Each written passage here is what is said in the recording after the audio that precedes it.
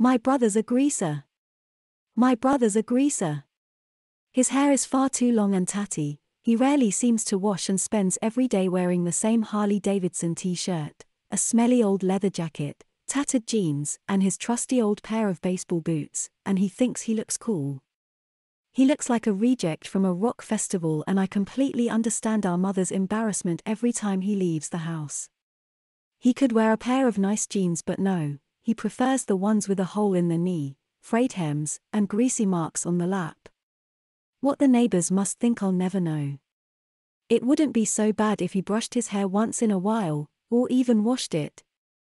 I'd post a picture of him if I'd bothered taking one. He's not what one would call photogenic, so it never crossed my mind. Saying that, he used to be cute when he was younger. We've got plenty of old photos from before he grew his hair and wore what he was told rather than what he wanted. Unlike Peter, my mother and I take great pride in our appearance. Neither of us can leave the house without our hair and makeup done, wearing clothes which are not only clean and pressed, but also match.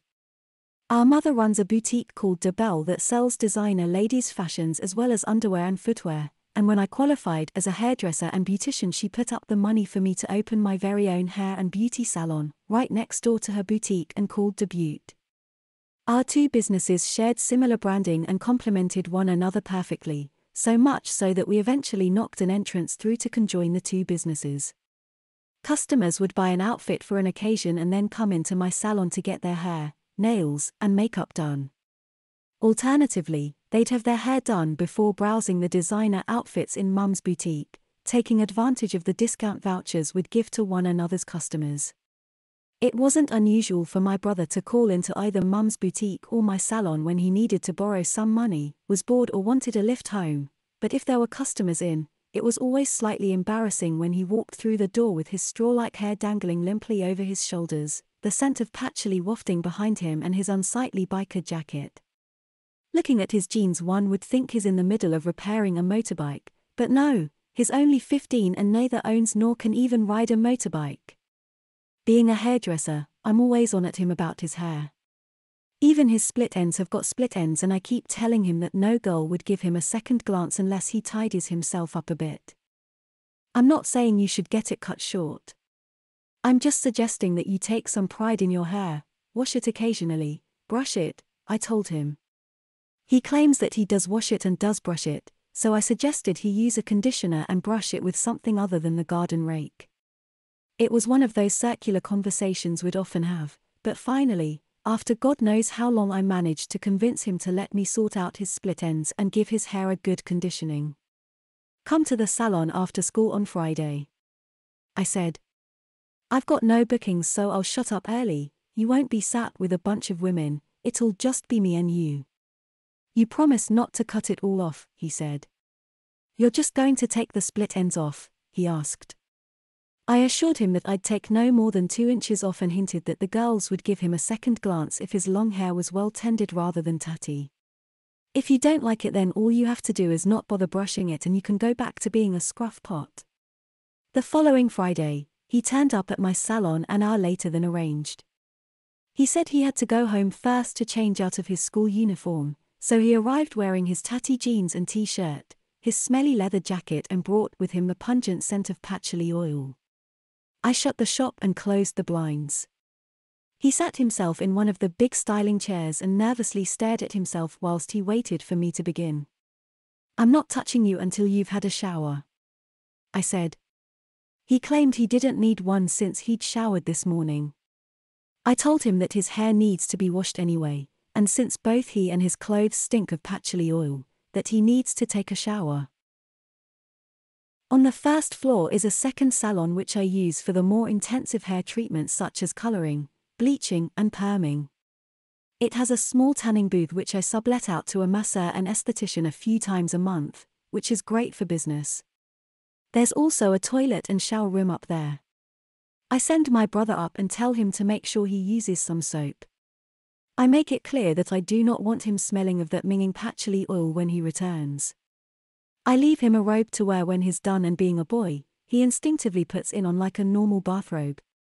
No, Peter, the split goes at the back, otherwise you'll end up with hair trimmings going down the front. Can't I just put my clothes on? He grumbled as he donned the robe properly. After I've finished you can, but I really don't want to be inhaling that oil you wear whilst I'm doing your hair. I informed him. Here, I said, passing him a pack of slippers. Disposable slippers, he balked. What's the point of that? He asked. I explained that when customers come in for a fake tan, massage or body wax, they shower first and instead of brining their own slippers every time. Oh, I see. Peter replied as he ripped open the cellophane wrapper and donned the thin foam slippers. I can't see them lasting very long, he said. They don't have to. I replied. I do have proper slippers for my regular customers, first-timers get disposables. I said as we returned downstairs. Peter headed directly to one of the styling chairs. I redirected him to one of the backwash chairs. I've just washed my hair, he said as he timidly perched himself on the big vinyl seat. But did you wash it properly? I asked. He claimed he had. Did you use conditioner? I asked. He frowned and shook his head. I told him to sit back and relax. Okay, he gulped. I reclined the chair and placed his hair in the sink. Don't look so scared. I chuckled. I'm not a dentist. Sorry. I does feel like a dentist's chair, he said as I began shampooing his hair. As with all my customers, I made small talk. It'd be nice hair if you looked after it properly. I said. Do you brush it before bed? I asked. Well, you should.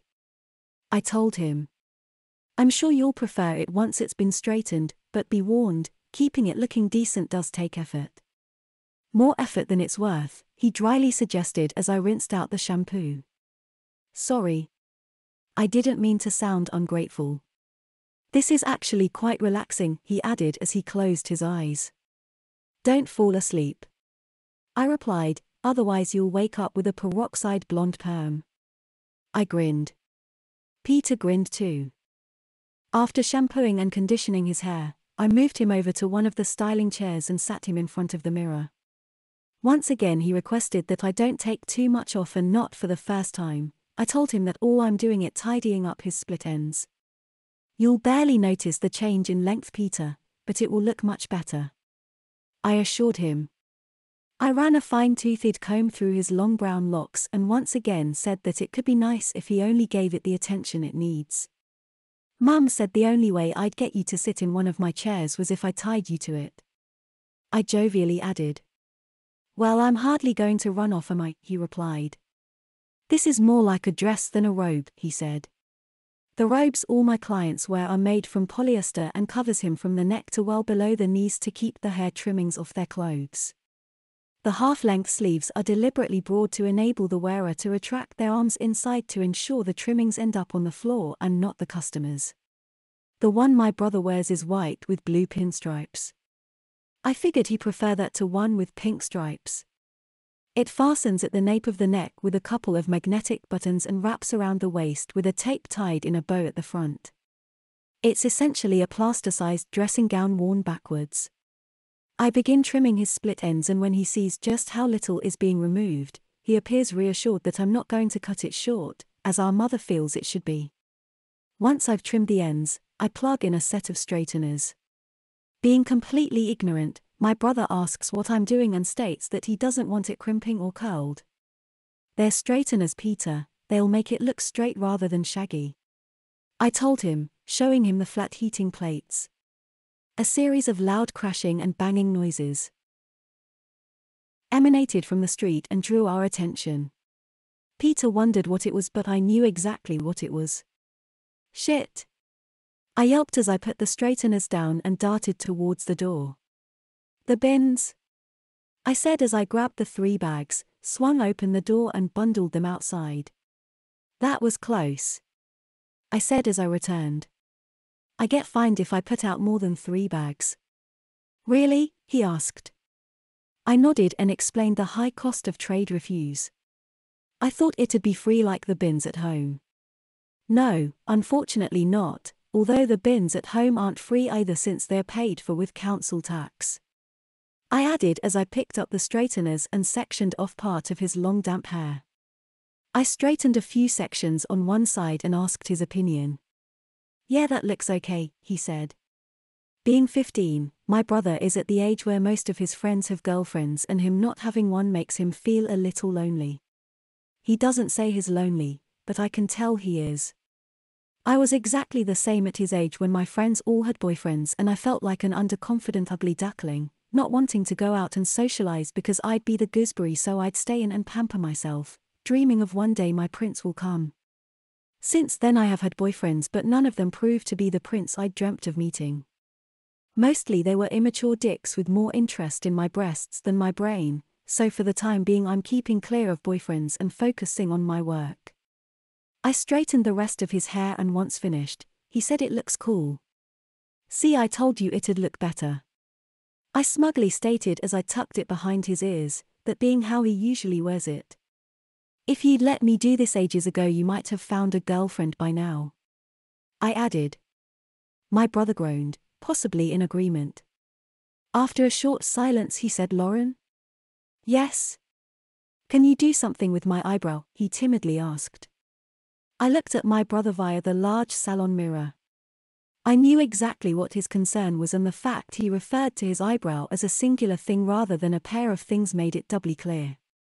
"You want the bit in the middle removing?" I asked, pointing to the center of my own brow. He gulped and nodded. "I was going to mention that but wasn't sure if you'd want me to actually pluck your eyebrows. Just the bit in the middle, if that's okay." "Well, I might have to tidy them up overall, but I promise I won't take much off." "Okay," my brother hesitantly replied. "Thanks." I took to his eyebrows with a pair of tweezers, first separating his monobrow and then shaping them. Unlike me trimming and straightening his hair, he wasn't in a position to witness the progress since I stood between him and the large mirror he faced.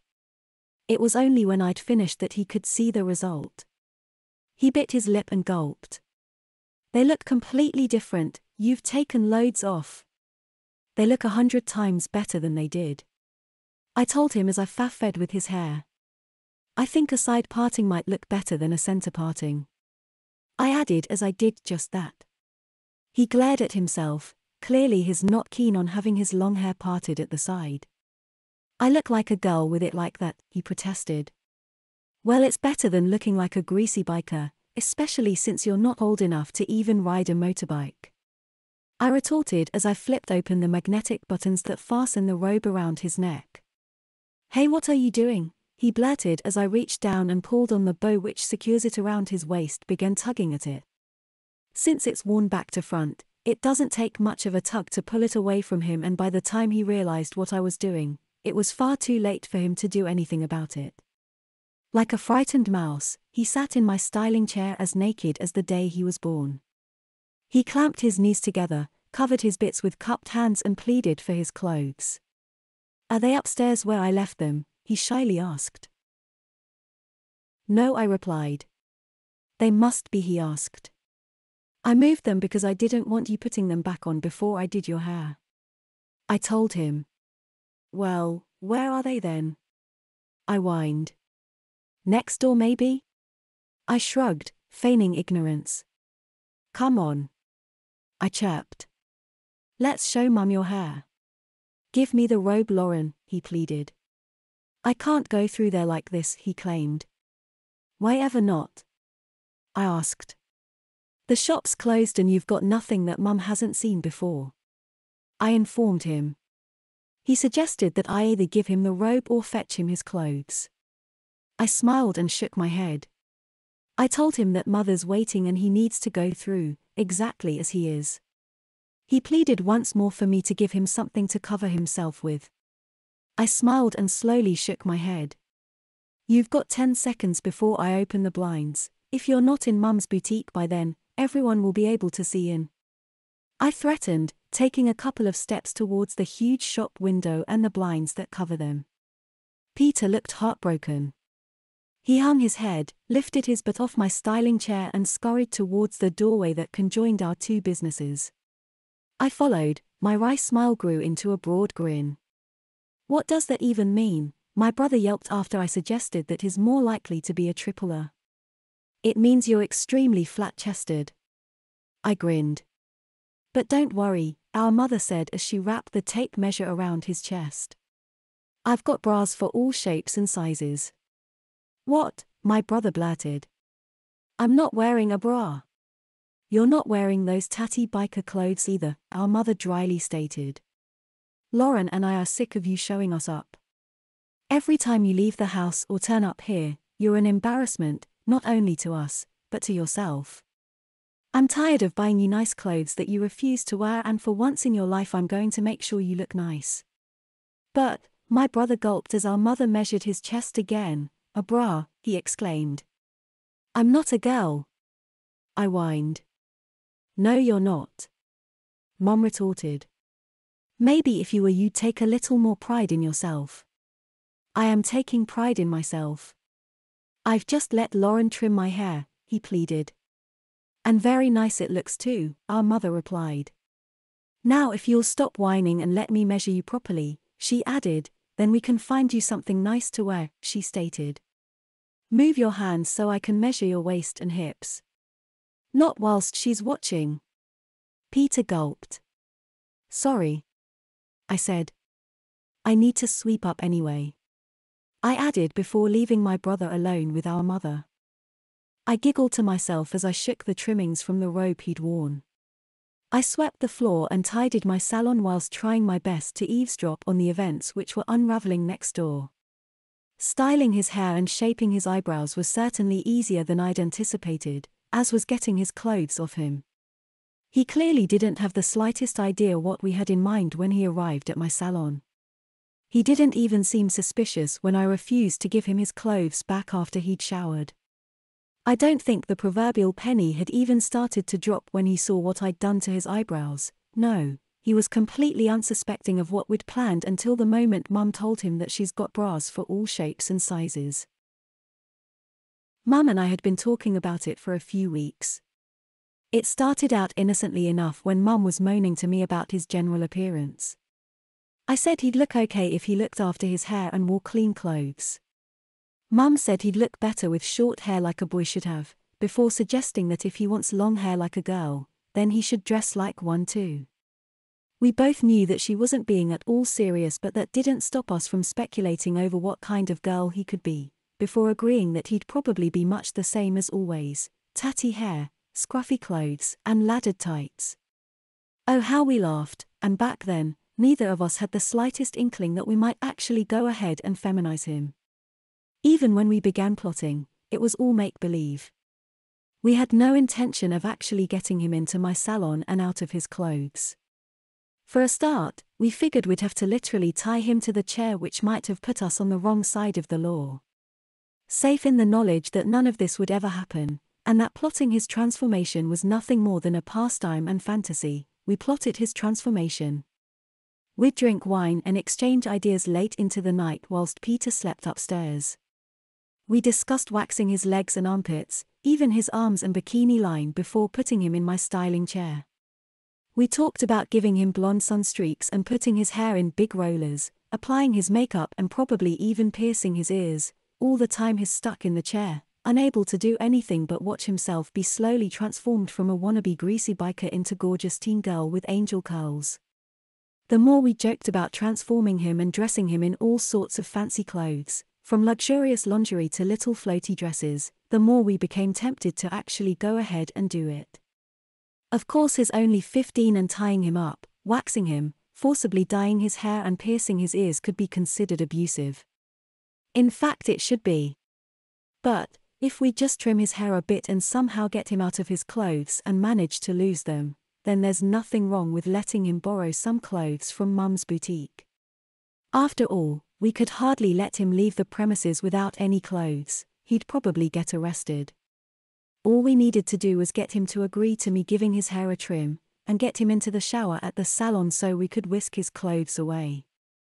Mum stepped up, pestering my brother about getting his hair cut. I stood up for him and suggested that he should simply take more care of it. Mum pestered him some more, favoring short back and sides. Peter moaned to me about Mum being on his back about his hair. I said it'd look okay if he got the split ends trimmed and brushed it once in a while. He claimed it looks fine as it is. The good cop bad cop routine worked a treat, and as I sweep the floor of my salon, I can scarcely believe that the plan we'd hatched has actually come into fruition.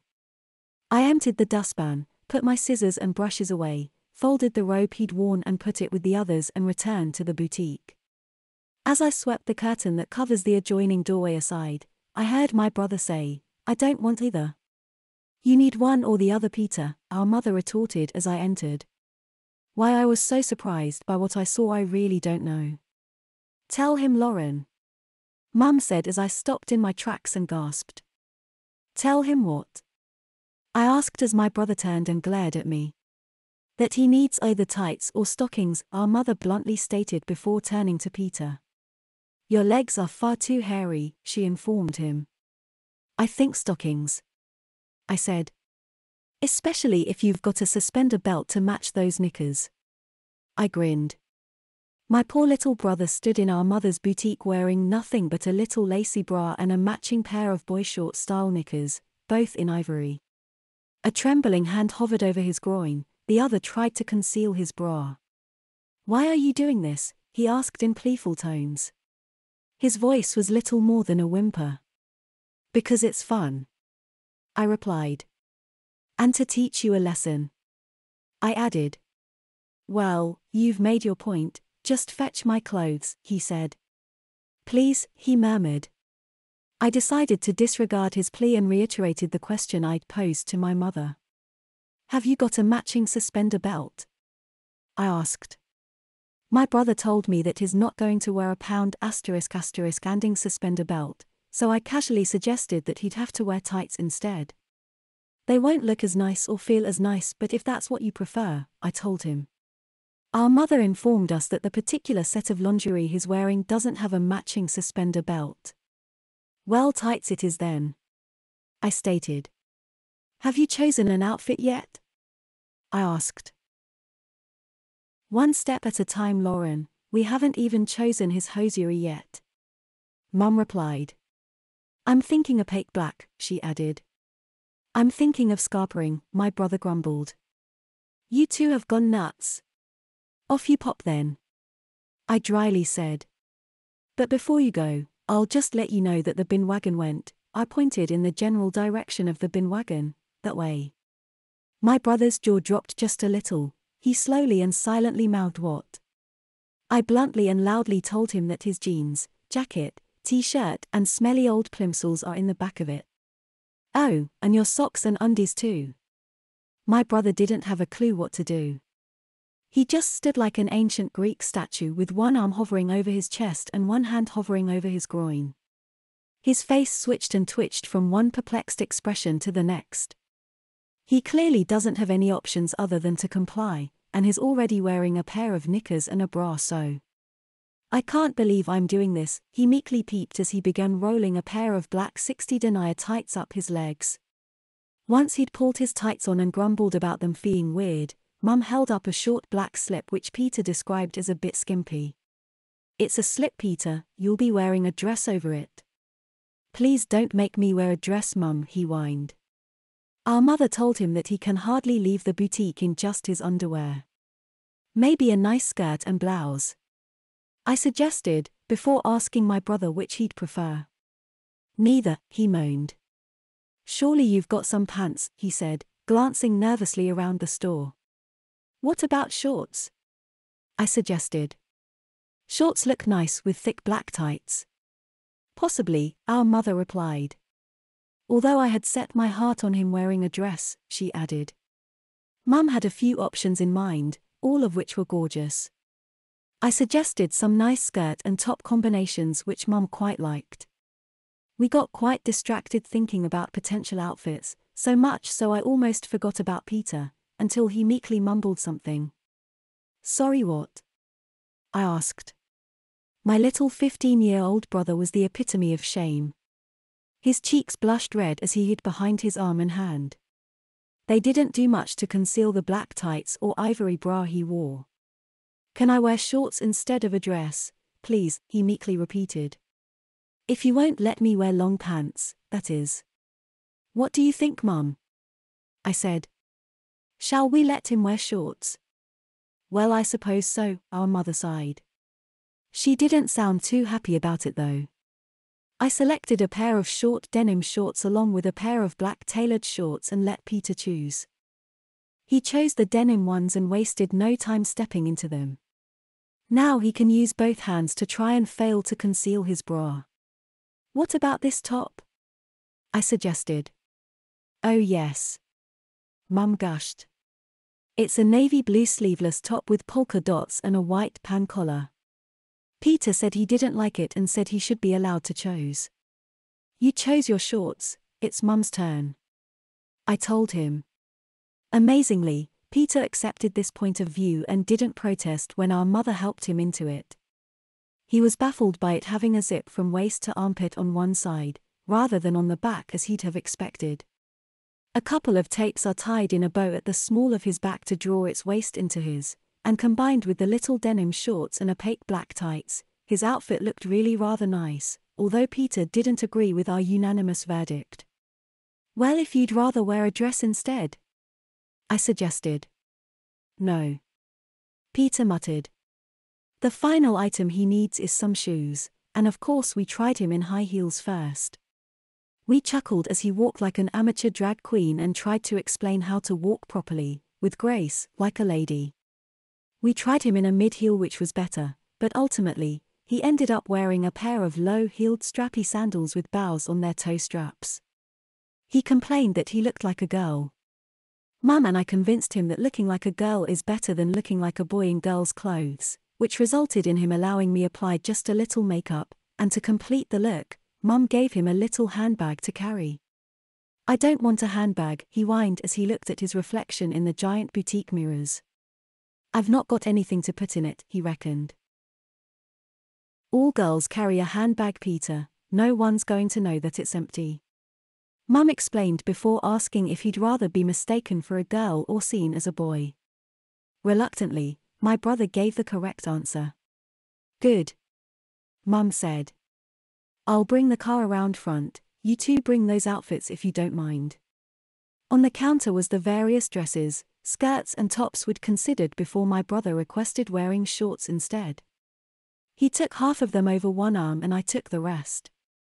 He wasn't happy to hear that our mother thoroughly intends to see him wearing a dress when he gets home, nor was he pleased to hear that she has every intention of him spending much of the weekend trying on some nice clothes for a change.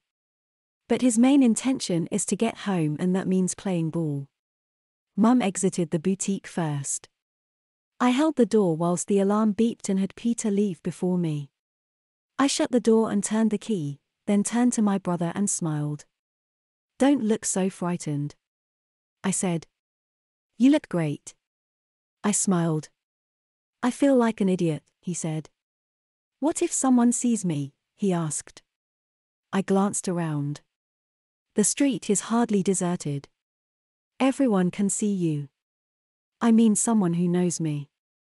Believe me, anyone who knows you won't recognize you. I told him. I wasn't fibbing either. I wouldn't recognize this girl as my brother. We waited on the pavement.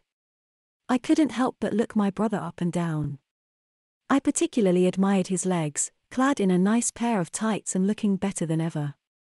Hurry up, Mum, he grumbled to no one in particular as we loitered. I expect it seemed like ages to my brother. The sigh of relief he emitted when Mum's car finally appeared shifted litter across the street. The car stopped and Mum opened the passenger door. She asked for my bundle of outfits which I passed to her. She put them on the back seat. Hurry up. Peter grumbled. I'm freezing, he claimed. I took the bundle of clothes from him and passed those to our mother. She put them on the back seat too. I think we'll walk, see you at home. I said, before slamming the door shut. No wait, my brother yelped as Mum pushed the door lock down. Mum, he groaned as she grinned and waved before driving off. You two are fucking evil, he said before immediately stomping off in a homeward direction. I trotted and caught him up. We're not evil, We're doing you a favor, after this you'll have to take more pride in your appearance. I told him. And if I don't? Then you're a fool. I told him. Look at you, you make a really cute girl, so being a handsome guy should be no trouble at all. I said. I'm not handsome. He growled. You could be if you tried, and I don't mean by cutting all your hair off, in spite of that being Mum's ultimate goal. I confessed. So this is all because I grew my hair? No, it's because you're so scruffy. You don't brush your hair, you barely wash it. I'd suspect you don't wash your face much either, I went on for a while, criticizing his usual choice of clothing as we walked hastily down the road. Luckily for Peter, our little empire isn't in the center of town but part of a small suburban row of shops. The quickest route home is cutting through the park. Peter was reluctant to enter though, since he was worried someone we know might recognize us. We've more chance of being spotted on the street. I told him. Anyway, not a soul on earth would associate you with my scruffy little brother. I added. If anyone asks, you're my friend, or a cousin maybe. Peter seemed to relax as we entered the verdant open space.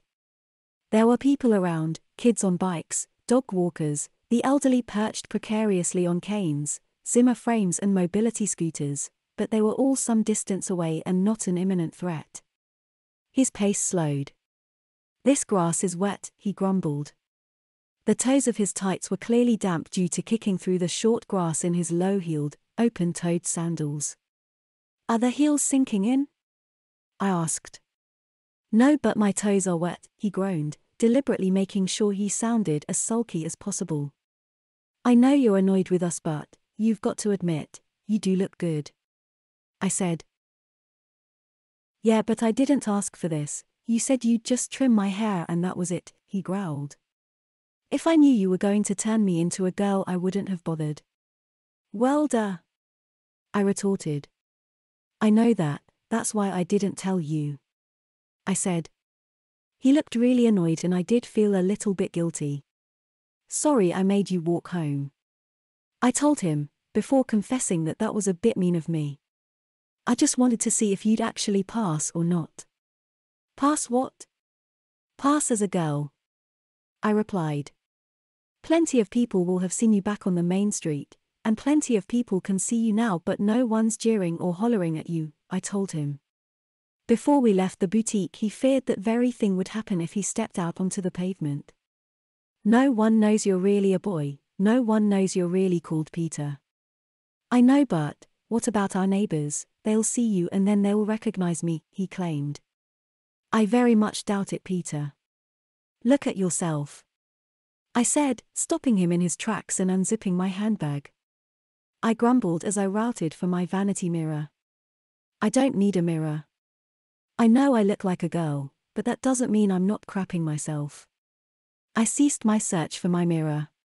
Fair enough. I keep forgetting that this must be a bit of a roller coaster ride for you. I said. More than a bit, he replied. If I wasn't so scared it might be exciting. I smiled and cocked my head. You can be scared and excited at the same time, isn't that what a roller coaster is all about? I said. He gulped and half smiled. I smiled back and wrapped my arm around his before commencing our stroll. We walked in silence for a while as we crossed the grass, avoiding the paths and the people thereon. I slid my hand down his arm until it gently and loosely took hold of his fingers. I lifted his hand to look at his nails and asked if I could paint them when we get home. I heard my brother gulp again. He didn't instantly reply. Well, if Mum's serious about me wearing one of those dresses, a bit of nail varnish isn't going to make any difference, he eventually said, quickly adding, it does come off, doesn't it? I chuckled and said it did. We strolled in silence for a while longer before I informed him that our mother's probably intending that he wear all of those outfits. Peter said that's what he'd been dreading, amongst other things. I told him it's just part of that scary yet exciting roller coaster ride. What else are you dreading? I asked. Walking past all our neighbors' houses, he replied. I assured him that it'd be fine, before asking him if there's anything else he's dreading. He had hinted at numerous things. He sighed before replying. I dunno, things like, my classmates finding out, you were pretty extreme with my eyebrows, he said. They'll notice those. Especially with all the grief I get for my monobrow. Well, just tell them your sister plucked them and went a bit too far. I advised. That's what happened. It's not a lie. They won't look at your eyebrows and somehow deduce that you've spent the weekend dressed as a girl. Is that your plan then? He asked in a forced mournful tone. A whole weekend wearing dresses? Well, it's more of an idea than a plan. You've come this far, it'd be shame not to try a few new things, and no one need know apart from you, me and Mum. Yeah, I guess, he mumbled. Eventually we left the soft grassy surface and rejoined the tarmac as we made our exit from the park. These heels are really noisy, he commented as they clacked on the surface. The neighbors'll hear us coming a mile away, he added. You worry too much, some girls' shoes are noisy. I informed him, before complimenting him on just how well he's walking in them. He said they were far easier than the heels would put him in first. Yeah, high heels do look great but they're not easy to walk in. I replied. Peter tells me that I make it look easy. Well, I have had loads of practice, when I was your age I'll have been just as wobbly. I replied. Eventually, we turned onto our street. Peter was almost trembling with fear but nothing untoward happened as we passed by the neighbors' houses. Our mother said that we'd taken our time when we arrived home. Didn't you cut through the park? She asked. Yeah, we just strolled. Oh, judging by the speed Peter set off walking I thought you might have beat me home, she said as she looked my brother up and down. I'm sorry to say it, Peter, but you really suit those clothes. So Lauren keeps telling me, he moaned. Do I really have to spend the entire weekend dressed like a girl? He asked. Mum cast me a slightly bemused look. I mouthed the word yes and our mother said well. I wasn't going to insist on the entire weekend, but you must admit that you do look rather convincing, and I did bring all those outfits back. My brother hung his head. Yeah, I get it, he groaned. But please, don't tell anyone.